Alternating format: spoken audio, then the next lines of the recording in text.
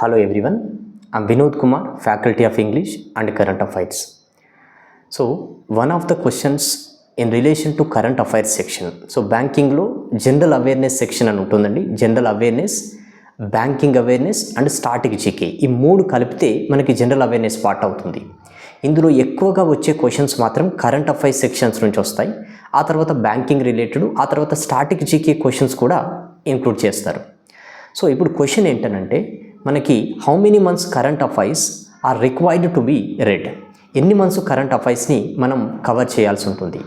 So ఇంతకు ముందైతే last 4 months అంటే ఇవాళ మెయిన్ ఎగ్జామ్ జరిగితే లాస్ట్ 4 months కరెంట్ అఫైర్స్ అడిగేదండి. బట్ ఇది ఈ మధ్యలో అంటే లాస్ట్ 3-4 years నుంచి లాస్ట్ 6 months కరెంట్ అఫైర్స్ని కవర్ చేస్తున్నారు. కాబట్టి మీరు ఎఫెక్టివ్గా అంటే ఎక్కువ మార్క్స్ రావాలి అని అంటే మీరు లాస్ట్ 6 months కరెంట్ అఫైర్స్ని కవర్ చేయాల్సి ఉంటుంది.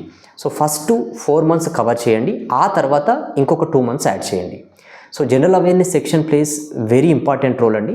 సో ఓవరాల్ కట్ ఆఫ్ని రీచ్ కావడానికి ఈ జనరల్ అవేర్నెస్ సెక్షన్లో ఎక్కువ మార్క్స్ వస్తే ఓవరాల్ కట్ ఆఫ్ రీచ్ కావడానికి ఛాన్సెస్ ఎక్కువగా ఉంటాయి.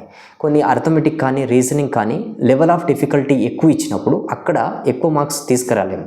కాబట్టి ఇక్కడ జనరల్ అవేర్నెస్ని పర్ఫెక్ట్గా చదివితే మనకి ఇక్కడ ఎక్కువ మార్క్స్ వచ్చేది ఉంటే డెఫినెట్గా ఓవరాల్ కట్ ఆఫ్ రీచ్ కావడానికి ఇది చాలా ఈజీ అవుతుంది.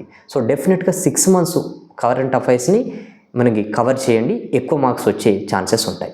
Okay, thank you. If you have any doubt with respect to exams, you can raise that query in the comment section below. I will try to answer.